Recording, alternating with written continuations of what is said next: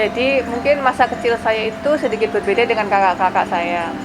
Kalau Mbak Mangku dengan kakak-kakak saya yang 4 lainnya itu, 3 lainnya, itu merasakan zaman kecilnya di luar tembok keraton. Sebenarnya istilah dapur itu kita sebut dengan pawon, Pak. Pawon, Ye. Kalau di keraton itu sebenarnya ada beberapa pawon. Anak saya satu umur 7 tahun, satu umur 3 tahun. Begitu saya sudah pakai pakaian Jawa, mereka tidak menanyakan saya pulang kapan, saya pergi sama siapa, mereka udah nggak menanyakan. Karena saya sudah menerapkan konsep bahwa prioritas adalah keraton masing-masing. Tapi yang saya minta ditekankan adalah setiap anak muda itu kan sekarang adalah generasi yang kritis nih, gitu. Nah, bagaimana mereka menggunakan kekritisannya mereka itu dalam menggali leluhurnya mereka kembali.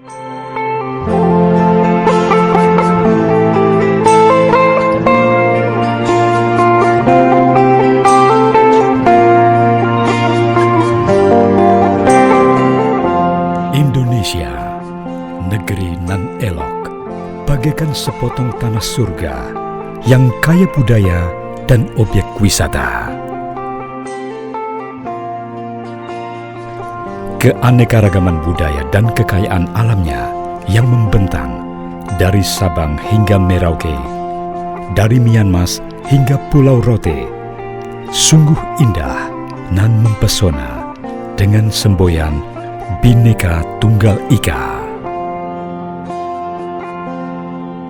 Biodata, bincang objek budaya dan pariwisata, adalah media yang menyajikan informasi tentang seni, budaya, dan kepariwisataan kebanggaan bangsa Indonesia.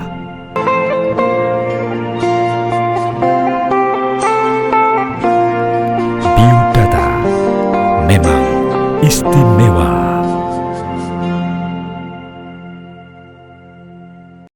Nah, kita membuat satu rumah kegiatan itu namanya biodata. Biodata itu kepanjangan dari bincang objek budaya dan pariwisata. Ya, jadi bincang objek budaya dan wisata itu berarti ada 2 yang kita perbincangkan, yang kita obrolkan, budaya dan pariwisata. Budaya itu walaupun Kuncoro Ningrat menyebut ada 7 unsur, kita tidak mengambil ke-7-7-nya karena ya cukup berat, jadi agama tidak, politik apalagi. Jadi khusus mungkin masalah kesenian aja, ya, kesenian, dan mungkin juga ada pertanian nggak masalah, atau itu ya juga bagian dari yang harus kita ekspos karena kita punya kekayaan bumi yang luar biasa. Nah, jadi kesenian ya ada seni tari, seni musik, seni suara, seni pedalangan, dan seterusnya. Begitu juga nanti kepada Gusti Bendoro, kami ingin diberikan suatu dorongan lah kepada generasi muda ya bahwa kekayaan budaya itu kan banyak di sini tuh, dari Sabang hingga Merauke. Itu kita gali. Jadi ini tuh kan Korea. Tapi gini anak-anak malah sekarang lebih hafal. Malah mempromosikan Korea. Padahal ada nyempurit, ada ngeruji, ada ngiting. Kenapa nggak pakai simbol-simbol itu misalnya gitu? Ini kita akan ke sana, akan ke sana gitu. Ya, sebab itu nanti mohon kita bisa bincang-bincang. Saya tentunya nanti akan memantik pertanyaan-pertanyaan yang muaranya itu nanti ke sana. Ya. Minum dulu no. Jadi ada kisah nih, Pak. Anak kelas 1 itu ditanya sama ibunya, rumah yang kotor itu adalah sarang. Jawabannya anaknya sarangeo. Padahal sebenarnya sarang nyamuk. Ini sarangeo. Banyak anak pandemi, kebanyakan nonton drama Korea. Jadi gitu lah, saya ingin memulai dengan pertanyaan yang kaitannya dengan Gusti Bendoro. mungkin waktu kecil lah ya. Gusti Bendoro waktu kecil itu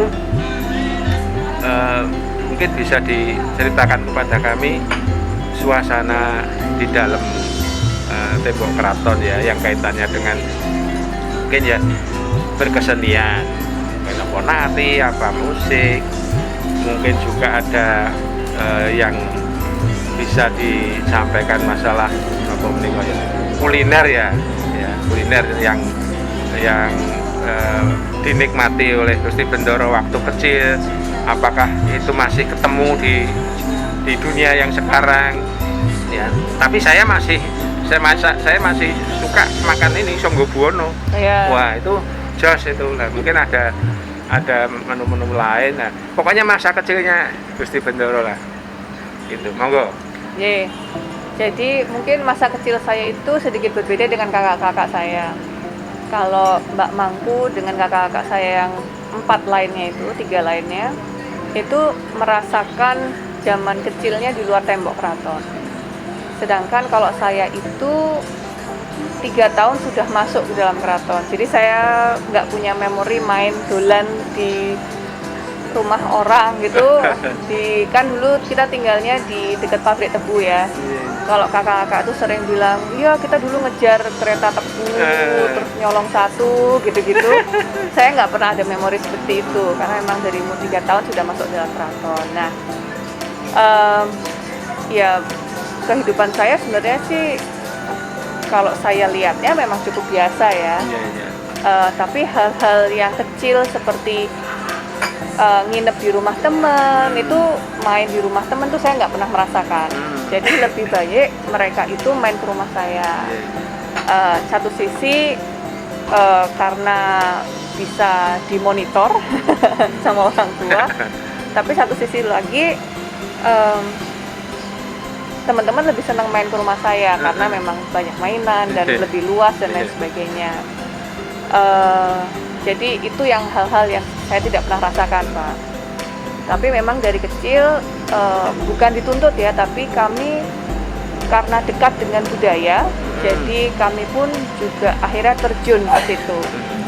Contohnya saat sampai sekarang ini kan saya masih tinggal di dalam keraton juga, Pak. Anak saya lahir dan besar juga di lingkungan seperti itu. Sehingga pada waktu saya belajar nari untuk sebuah tarian yang diciptakan oleh Engso Dalem akan dipentaskan, anak saya juga akhirnya mengikuti nari gitu. Jadi anak saya pun sekarang usia 7 tahun sudah bisa menari tarian tradisional, karena memang setiap Senin sampai Kamis, Senin dan Kamis itu saya ngajak mereka untuk datang ke Museum Keraton, di mana situ ada tarian. Kenal sama teman-teman Matoyo itu penari keraton. Dan memang anak saya perempuan yang besar itu cukup akrab dengan mereka, dan akhirnya setiap Rebo itu masih les nari dan lain sebagainya. Nah, jadi kedekatan budaya itu memang harus dari segi budaya itu harus dekat dengan lingkungannya, sehingga anak itu tahu dan akhirnya mencintai. Itu yang utama. Nah, kalau anak-anak sekarang dipertontonkan adalah budaya dari timur dan barat gitu ya. Serangannya kan dari timur dan barat. Ada yang ke timur-timuran, ada yang ke barat-baratan gitu ya. Padahal sebenarnya budaya kita juga bagus. Nah, yang saya sering soundingkan adalah kenapa kalau budaya Korea itu lebih populer daripada budaya Jawa sendiri. Kalau kita tanya generasi sekarang, mereka bilang budaya Jawa itu kuno, budaya Korea itu modern. Padahal sebenarnya budaya itu timeless. Seperti pariwisata itu borderless, kalau budaya itu timeless, kalau saya bilang. Jadi budaya itu tidak pernah kuno sebenarnya. Hanya packagingnya saja yang kuno. Sedangkan Korea sudah berinovasi dengan packaging budayanya yang lebih menarik. Nah, itu yang saya selalu serukan adalah namanya repackaging culture, Pak. Jadi bagaimana kita membungkus ulang budaya-budaya kita supaya menarik. Nah, ini menjadi tema di keraton, Pak. Bagaimana kita sekarang juga menyajikan tarian-tarian dan pentas seni budaya yang tradisional itu dengan bentuk-bentuk yang lain. kita bikin flash mob, kita bikin short film tentang budaya keraton dan lain sebagainya.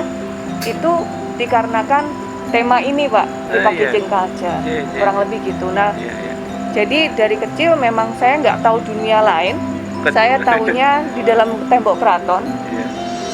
Kalau dari segi makanan Pak, sebenarnya makanan standar sih Pak, gitu. Ya zaman kecil dulu sukanya juga ayam goreng gitu ya. Saya kecilnya susah makan Mbak, terus. Tapi masak di dalam tuh? Apa jajan dalam tuh? Di dalam. Jadi tapi tetap boleh jajan Pak. Jadi kakak saya itu favoritnya soto. Jadi saya juga favorit soto. Tapi baru setelah beranjak agak dewasa SMA baru mulai suka namanya brongkos, lodeh. Terus ya hal seperti itu. Kalau favorit saya makanan itu kipo Pak. Apa? Kipo itu makanan dari Kota Gede. Jadi seperti klepon, tapi dia kecil-kecil gitu dibungkus, dilipet pakai tangan terus dibakar. Oh iya. Kipo. Itu sampai sekarang kalau misalnya di rapat ada itu nomor 1 yang saya makan. Kipo. Gitu. Tapi di dalam keraton memang masih ada tradisi masak-masak gitu, masih untuk apa sehari-hari Sri Paduka Gusti.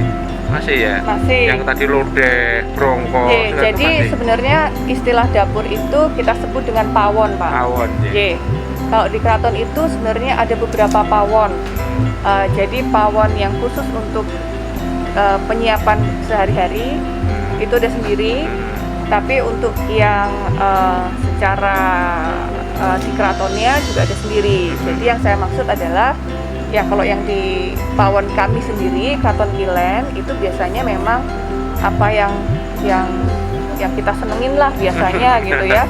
Ada lodeh, ada brongkos, kadang-kadang ada spaghetti, kadang-kadang ada macam-macam lah variasinya banyak. Karena yang tinggal juga banyak kan di situ. Nah, keluarga kakak saya semua tinggal di situ. Kami ngekos eksklusif Pak. Tinggal keraton. Ya. Nah, kalau yang pawon yang lainnya itu lebih kepada jadi untuk acara-acara, terus memang di dalam keraton itu tetap ada mereka memberikan setiap pagi itu makanan nasi putih, nasi kuning, 1 sayur, 1 lauk ini. Jadi dikirim dari keraton, dari dalam tembok keraton ke kediaman. Begitu. Jadi itu ada juga seperti itu. Nah, hal-hal itu masih ada sampai sekarang. Nah, terus seperti kemarin gitu ya, karena ini mendekati acara grebek, biasanya kita ada sego gurih. Terus misalnya sebelum puasa kita bagi apem dan lain sebagainya itu masih ada. Ritual itu masih ada. Bikin apem sampai 500, 600 itu kita bagi ke sanak saudara gitu juga masih ada. Itu yang masak itu keturunan dari koki-koki zaman dulu. Sekarang sih sudah campur ya Pak. Jadi ada yang keturunan abdi dalam, tapi ada juga yang tidak. Jadi yang muda-muda yang masuk mau. Tapi rasanya masih sama dengan yang rasanya masih sama. Karena kalau yang di pawon itu memang masaknya masih pakai areng Pak. Gitu. Dan yang lucunya, bukan lucu ya, tapi uniknya adalah di dalam pawon-pawon zaman dulu itu tidak boleh berdiri tidak boleh memasak dengan berdiri. Jadi semuanya harus lenggah. Jadi kompor itu semuanya berada di level yang rendah karena tidak sopan kalau kita memasak dengan berdiri.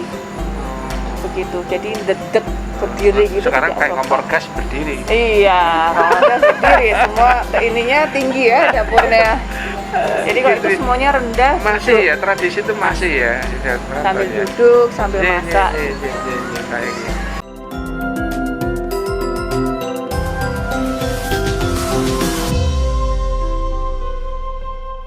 Nah gini Gusti, cukup menarik ya kehidupan keraton dan sudah sedikit diungkap. Kami ingin juga paringi informasi dan mungkin juga wawasan ya. Di sela-sela kegiatan seperti mungkin yang suasana di dalam terus membina keluarga dan sebagainya. kalau tidak salah Gusti Bendoro itu kan juga nggak tahu ya apa ini memang tugas atau memang amanah. Kalau nggak salah jadi ketua Badan Promosi Pariwisata ya. Jogja aja. Satu. Dan juga sebagai ketua umum DPD Putri Jogja yang destinasi-destinasi. Dan mungkin banyak lagi yang lain.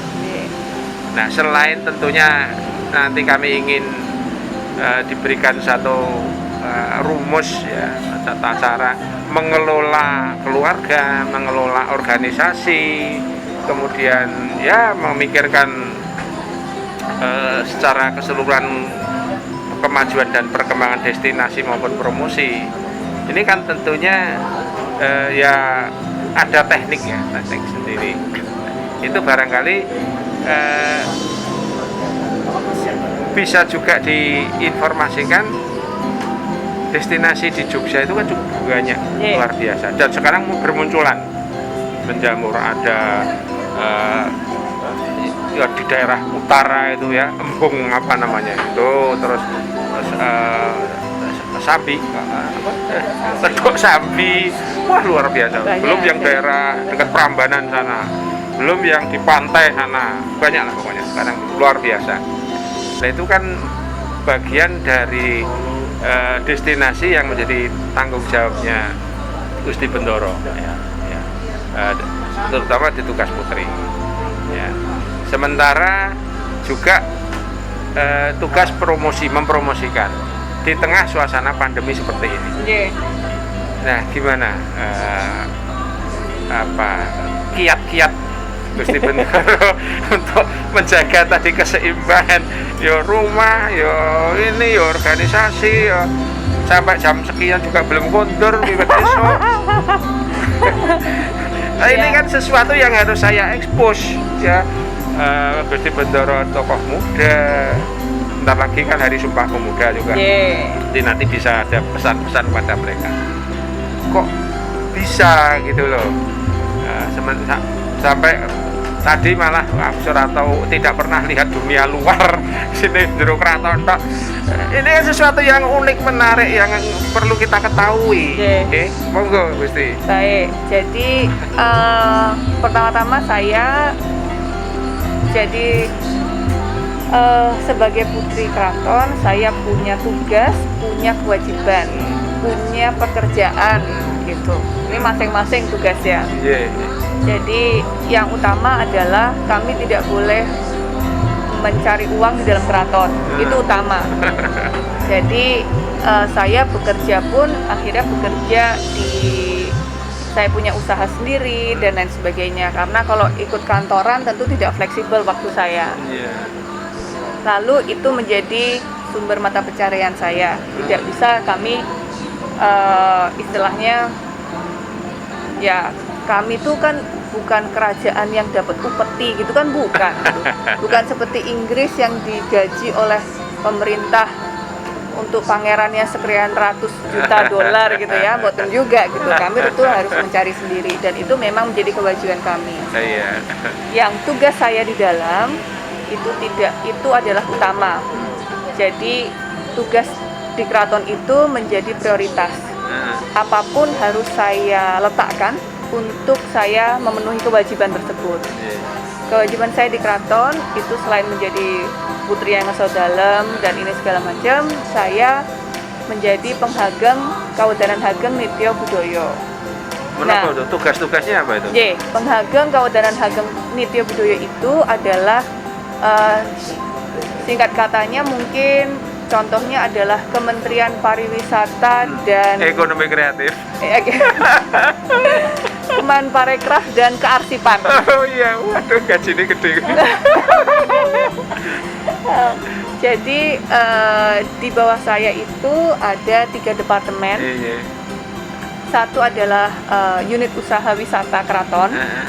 Jadi ada 4 unit usaha, ada Pagelaran, Taman Sari, Kedaton, dan Museum Kereta. Itu semua berada di bawah saya. Lalu ada perpustakaan dan kearsipan. Jadi ada manuskrip, pelestarian manuskrip, dan juga pendigitalisasian atau pengumpulan, ya basically perpustakaan dan kearsipan lah Pak. Jadi perpustakaan itu dari yang manuskrip sampai yang baru-baru. Yang pasif, arsip pasif itu kami yang mengelola. Jadi kegiatannya itu dari konservasi, restorasi, alih aksara, alih bahasa, digitalisasi, inventarisasi, contohnya seperti itu. Lalu ada juga bagian aset rumah tangga. Nah, itu bagian saya juga. Itu namanya Puroyohoro. Nah, aset rumah tangga ini kami aset rumah tangga keraton itu kira-kira kayak apa sih? Banyak, Pak. Jadi dari barang yang nyerempet museum, yang usianya hampir nyerempet objek museum, sama yang masih digunakan. Jadi contohnya cangkir sehari-hari itu yang masih digunakan di dalam keraton untuk acara-acara, untuk abdi dalam dan lain sebagainya, itu menjadi aset rumah tangga. Kursi, meja, karpet yang dari 30 tahun lalu, 50 tahun lalu itu masih menjadi bagian dari aset rumah tangga, dan itu memang di bawah saya. Ada keramik-keramik yang usianya sudah lebih tua daripada saya, dari era Hamengkubuwono ke-6, ke-7, ke-8 itu masuk di dalam ranah saya. Kristal-kristal, terus botol-botol kristal dan lain sebagainya. Ada sendok garpu dari perak zaman Hamengkubuwono ke-6, ke-7 itu masuk di ranah saya. Itu yang ini. Tapi kalau yang lebih kekinian ya kayak asbak, terus karpet yang baru, komputer. Nah, itu masuk di bawah saya. Jadi aset rumah tangga juga di bawah saya. Bagaimana kita membedakan mana yang dibeliin oleh Danais, mana yang tidak, mana kita beli sendiri. Yang Danais itu yang tadi ya, yang sekarang ini ya? Ya, sekarang itu juga ada ada yang iya, ada yang enggak gitu. Karena tidak semuanya kami terus menggunakan Danais untuk istilahnya beli barang-barang itu juga enggak. Jadi hanya beberapa hal saja yang memang esensial itu kita beli dengan Danais. Tapi kalau yang sehari-hari masa sapu lidi kita ya beli pakai Danais kan nggak mungkin gitu. Jadi hal-hal seperti itu. Nah, itu tugas saya di dalam keraton. Selain itu saya juga berorganisasi. Itu juga sebuah kewajiban ya sebagai Putranipun Ngerso Dalem, karena kami juga bukan dituntut ya, tapi juga diinginkan oleh warga untuk bisa terjun ke dalam. Jadi saya di usaha peningkatan pendapatan keluarga sektor, jadi UMKM. Saya lebih concern kepada UMKM, pariwisata. Terus program saya yang baru ini tentang anak stunting, Pak. Jadi dengan BKKBN. Karena Dr. Hasto punya program yang 1000 hari pertama kehidupan, maaf. Nah, itu juga saya sangat concern di situ. Jadi saya lagi mencari penggalangan dana untuk anak-anak stunting. Karena di Jogja ini walaupun kita bagus angkanya, tetapi belum 0. Karena kan kita harapannya 0 ya. Jogja ini masih di angka sekitar 6.000-an anak stunting di Jogja. Itu yang sedang kita usahakan sebisa mungkin jadi 0. Tapi pandemi ini malah makin merangkak naik karena ekonomi makin sulit dan lain sebagainya. Terus saya juga di Ketua 3 KONI. Kemarin seharusnya saya berangkat ke Papua, Pak. Nggak jadi saya ke Papua. Jadi sebenarnya itu yang hal-hal yang saya banyak terlibat di dalamnya. Kalau kakak saya itu lebih banyak ke kemasyarakatan kayak Karang Taruna, Pramuka dan lain sebagainya. Bagi waktunya itu terus gimana, kan harinya hanya 7. Nah, terus gimana ini? Waktunya juga hanya 24 jam. Istirahatnya kapan? Waktunya bukan 7, Pak, 6. Hari Minggu itu nggak dianggap, Pak. Hari Minggu tidak boleh dimasukkan. Tidak boleh. Jadi ya pokoknya tadi saya juga barusan rapat dengan tim. Saya yang pasti adalah keraton itu adalah prioritas. Jadi kalender saya itu begitu ada acara di Hajat Dalem itu sudah harus kosong seharian. Pure untuk kegiatan keraton. kalaupun tiba-tiba ada mendadak jauh dari masa dalam dan lain sebagainya, itu saya sudah memberitahu semua organisasi, semua acara saya, sekretariat saya, bahwa begitu ada acara dawuh dari masa dalam, ini harus bisa dibatalkan. Itu nomor satu. Dan anak saya pun juga sudah mulai aware, sudah mulai tahu. Jadi begitu saya pakai pakaian Jawa, pakai sanggulan, anak saya sudah tidak menanyakan saya mau kemana. Minggir kabeh. Anak saya satu umur 7 tahun, satu umur 3 tahun. Begitu saya sudah pakai pakaian Jawa, mereka tidak menanyakan saya pulang kapan, saya pergi sama siapa, mereka udah nggak menanyakan. Karena saya sudah menerapkan konsep bahwa prioritas adalah keraton. Termasuk suami. Iya. Jadi sebelum menikah sudah tahu bahwa prioritas saya keraton dan lain sebagainya. Begitu juga anak-anak. Jadi begitu saya ada acara di keraton, saya bilang suami untuk nunggu anak-anak dan lain sebagainya. Jadi kalau dibilang anak-anak bukan prioritas juga bukan sih Pak, gitu ya. Tentu kalau sakit dan lain sebagainya tentu ini. Tapi mereka paham bahwa kewajiban saya adalah di keraton. Itu nomor satu, itu utama itu. Nah lalu biasanya organisasi itu tentu suami sudah mendukung dari awal kita pacaran, mereka sudah tahu bahwa ini kehidupan saya nanti kurang lebih seperti itu. Ini. Ya. Dan ya bisa dipahami karena memang ya take it or leave it gitu kan. Mau terima kondisinya apa enggak gitu. Take it kontrak. Iya. Nah, itu saja kalau organisasi memang saya berusaha di setiap organisasi saya ada, karena saya tidak bisa 100% pikiran saya di situ. Tentu saya harus punya tim yang hebat. Gitu. Nah, ini apresiasi kepada tim-tim saya juga gitu ya. Karena di setiap organisasi saya yang ada, petinggi-petinggi itu hanya konseptor gitu. Jadi yang melakukan adalah semua rekan-rekan yang lain. Jadi tim ini memang harus kuat.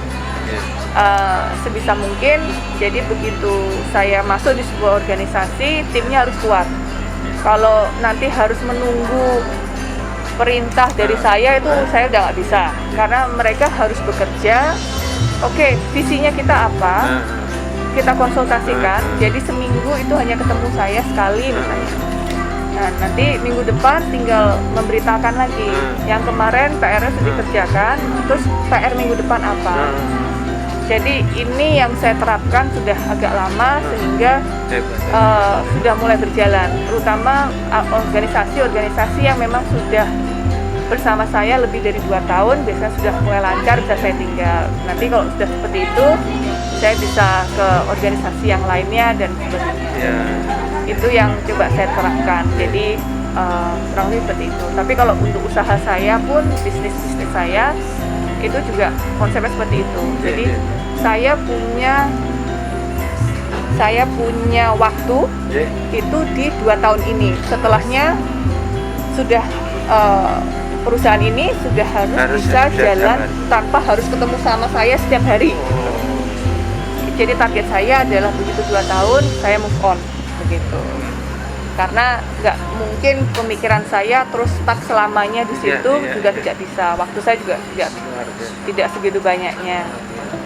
Nah, nanti tinggal anak saya yang protes, ibu kemana aja, nggak pernah pulang, gitu. Terutama pandemi ini kan anak saya di rumah terus, Pak. Ya, kasihan juga ya. Sedangkan saya di rumah, physically di rumah, tetapi kan Zoom, meeting, dan lain sebagainya. Jadi anak saya melihat, oh ibu di rumah, tapi sebenarnya saya nggak bisa kan untuk ngobrol, main sama dia walaupun saya di rumah. Saya bilang saya tetap kerja gitu. Nah itu yang memang agak sulitnya di situ. Tapi saya lebih prefer work from home, Mbak. Karena di sela-sela Zoom meeting itu saya selalu membagi ada break setengah jam. Jadi dari Zoom meeting 1, setengah jam, Zoom meeting kedua, dan setengah jam, Zoom meeting ketiga, dan lain sebagainya. Sehingga di 30 menit itu paling nggak saya bisa nemenin anak makan, nemenin anak tidur, main dengan dia, ngopi lah atau apa gitu. Jadi dikit-dikit lah setengah jam, tapi mereka merasa saya ada juga di situ. Ya, itu luar biasa, sangat luar biasa, dan tidak semua orang bisa melakukan kegiatan dengan memanage waktu seperti itu. Ya, saya juga masih struggling kok, Pak. Ya, apalagi kan seperti Gusti Bendoro itu kan ya sebetulnya dunianya kan masih dunia masa kini ya.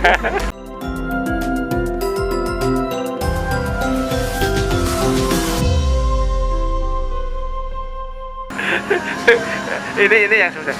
Oke, Gusti, ini kan mungkin mungkin ini pertanyaan terakhir barangkali, karena mungkin Gusti juga masih monggo, ada sampai jam 12 malam. Disimpan dulu, karena kami nanti tentunya nggak bisa menampung gitu ya, nggak bisa menampung. Ini harus setahap demi setahap. Ini tadi kan kita belum tuntas bicara kuliner, ya, belum tuntas. Ya, ini hanya icip-icip aja semua dulu. Ini ya Gusti, 28 Oktober itu kan kita sepakati sebagai satu hari peringatan Sumpah Pemuda. Ya, lahirnya negara NKRI ini kan juga sebelum kemerdekaan 45 kan diawali 28 Oktober 28 ya, dengan ini semangat pemuda-pemudi kan harus kita bangun lagi, kita gugah lagi. Ya, tadi sudah banyak pengalaman-pengalaman atau mungkin malah Gusti mengamati ya perilaku pemuda-pemudi masa kini seperti itu ya, mungkin sudah tergerus dengan budaya-budaya timur barat, pada budaya kita sangat kaya. Menjelang peringatan Hari Sumpah Pemuda, kira-kira apa ya yang bisa dititipkan ya, titip pesan kepada generasi muda ya. Ya tentunya tadi saya berharap semangatnya Gusti Bendoro, kemudian bagaimana memanage waktu untuk keluarga, untuk organisasi, untuk keraton, itu kan sesuatu yang memang sebetulnya harus menjadi bagian juga bagi generasi muda untuk ditiru ya. Nah, cuma kan sekarang ini untuk mentransfer apa yang tadi sampaikan Gusti Bendoro kan tidak mudah. Nah, monggo pesan-pesan apa yang kira-kira bisa diteruskan untuk generasi muda, dan mereka ya niru ae lah, serasa niru ae lah gitu, wis niru barang sing apik ya. Oh, Gusti. Tentu kalau niru nggak bisa ya, Pak. Mungkin karena prioritas orang itu kan berbeda macam-macam ya. Kita juga tidak bisa menyalahkan atau bilang bahwa ayo semua orang itu harus berkarir, keluar rumah dan lain sebagainya, terutama perempuan. Banyak sekarang perempuan juga masih stay at home dan lain sebagainya. Itu tidak ada yang salah dengan itu. Semuanya punya prioritas masing-masing. Tapi yang saya minta ditekankan adalah setiap anak muda itu kan sekarang adalah generasi yang kritis nih, gitu. Nah, bagaimana mereka menggunakan kekritisannya mereka itu dalam menggali leluhurnya mereka kembali. Mereka harus cari tahu orang tuanya itu berasal dari mana, asalnya, budayanya seperti apa, eyangnya dari dulu dari mana. Kalau Pak Sigit tanya kepada anak-anak di Jogja gitu ya, masih cukup banyak yang bisa menyebutkan eyangnya namanya siapa, eyang buyutnya namanya siapa, terah dari mana, dari HB berapa, itu masih bisa menyebutkan. Itu di Jogja. Tetapi situasinya orang yang di luar Jogja tidak banyak yang seperti itu. Kadang mereka hanya tahu eyangnya aja, tapi orang tua eyangnya itu udah nggak tahu. Orang tua eyangnya itu berasal dari provinsi mana, dari keturunan, dari suku mana, itu banyak yang sudah tidak tahu. Tentu dengan demikian putus sudah regenerasi budaya, dan mereka tertarik dengan budaya orang lain. Dan mengantisipasi itu gimana ya menurut Gusti? Nah, maka dari itu kami mencoba untuk mengajak anak-anak muda itu untuk lebih kritis menggali bertanya kepada orang tuanya, mereka itu dari mana, asal usulnya dari mana, dan dalamilah budayanya. Saya nggak minta semua anak generasi muda mendalami budaya Jawa gitu ya, tapi dalamilah budaya masing-masing gitu. terutama yang sudah di melting point seperti Jakarta, Surabaya, Bali, Jogja, itu kan sudah jadi melting point-nya. Ya. Sudah berbagai culture melting pot di situ. Nah, ini harus ayo anak muda tuh sekarang kritis menggali budayanya seperti apa. Kenalilah budayamu, dekatilah budayamu sehingga kamu akan mencintai budaya. Dan ayo kita bersama-sama merepackaging culture kita supaya menjadi lebih packaging baru yang menarik. Karena seperti tadi saya sempat matur, budaya tidak pernah kuno. Yang kuno Budaya adalah itu timeless, seperti pariwisata borderless, budaya itu timeless. Tidak ada yang kuno. Yang kuno hanyalah packagingnya. Itu. Alhamdulillah. Kita tepuk tangan. Ya, matur nuwun Gusti Bendoro. Jadi ini memperkaya pengetahuan kami dan tentunya apa yang disampaikan Gusti Bendoro tentunya nanti akan kita sosialisasikan lah, kita viralkan. Kita viralkan ya. Mudah-mudahan ya nanti terus kalau ini kami bisa membangun komunikasi seperti ini dengan Gusti Bendoro, nanti dengan sumber siap. Ini nanti kalau sudah bisa merambah ya dari waktu ke waktu, saya kira kecintaan terhadap seni budaya ya itu saya kira akan semakin tebal. Ya, nah, tinggal nanti bagaimana seni budaya yang menghasilkan produk ini bisa menjadi daya tarik untuk kepentingan pariwisata yang ujung-ujungnya ya pendapatan daerah bisa naik kan demikian. Terima kasih Gusti Bendoro. Sama-sama, Pak. Selamat sore dan salam sehat untuk keluarga.